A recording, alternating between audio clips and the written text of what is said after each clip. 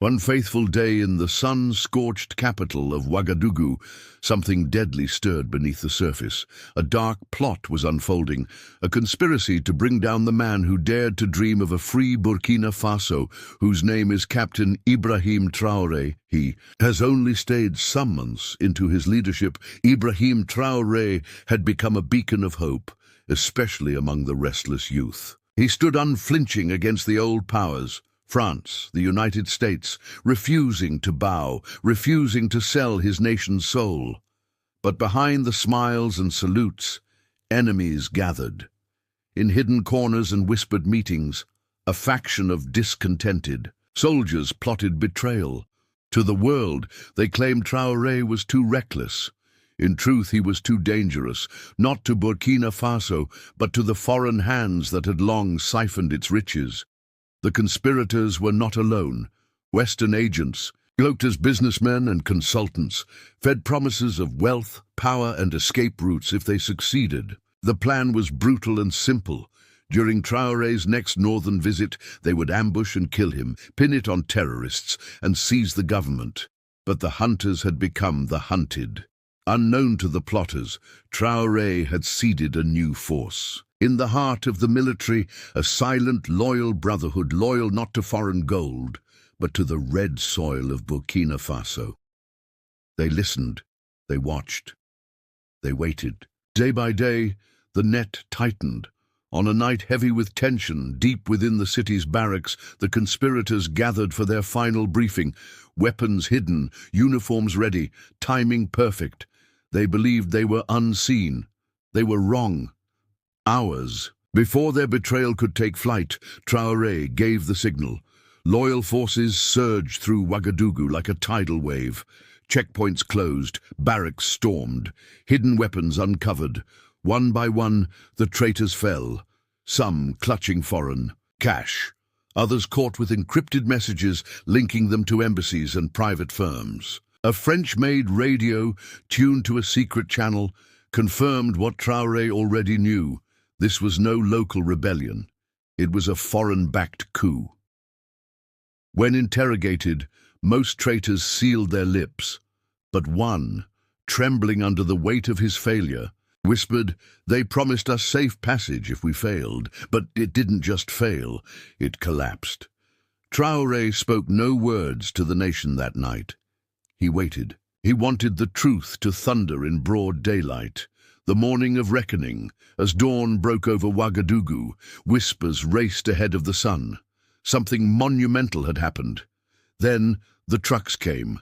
Dozens of captured traitors paraded openly before. The people, no masks, no mercy. Men once seen commanding troops now knelt in the dirt, heads bowed in shame under the merciless sun. Standing before them, Captain Ibrahim Traoré, no podium, no script, spoke with a voice like a hammer striking. "Stone, these are not heroes. These are not patriots. These are traitors." He paused before one captured officer, once his own classmate. "Even you?" Traoré asked quietly. Then turning to the roaring crowd, "They took money from the enemies of Africa, from those who still believe we are their property. But we are not. We are a free people." A volcanic eruption of cheers answered him. Tears of anger and pride spilled in the streets. That day, Ouagadougou didn't just see traitors exposed. They saw a new future carved in fire. The hidden hand revealed, but what rocked the nation even deeper was not the betrayal itself. It was who orchestrated it. Burkina Faso's intelligence services ripped through the captured soldiers' devices. What they found sent shockwaves. Encrypted communications linked to private security firms in Europe. Secret messages from embassy lines disguised as humanitarian workers. Plans to neutralize Traoré before his northern visit, using language only intelligence operatives would use. Money trails led to foreign banks. Training sessions attended in Europe and the US months of careful grooming. Foreign operatives masquerading as advisors and weapons smuggled in humanitarian convoys. This wasn't a betrayal born of ambition. It was a manufactured coup, engineered from Parisian and Washingtonian boardrooms. But the scheme had failed, spectacularly. A nation awakes in the days that followed. International media scrambled to paint Traoré as a dictator, a threat to democracy. Yet on Burkina Faso's streets, murals of Traoré bloomed like desert flowers. Songs were sung, old stories revived. Elders spoke of a pride not felt since the first days of independence. Finally, on the third night, Traoré addressed his people, not behind walls, but standing in the dust among them. They tried to buy our land, they tried to buy our blood, but we are not for sale, the crowd roared. But Traoré wasn't finished. To the youth of Africa, when you stand tall, they will come for you.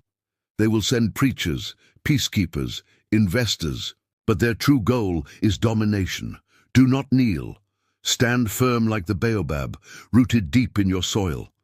It wasn't just a speech. It was a call to arms, a spiritual revolution. The new Doctrine Traoré's government moved swiftly.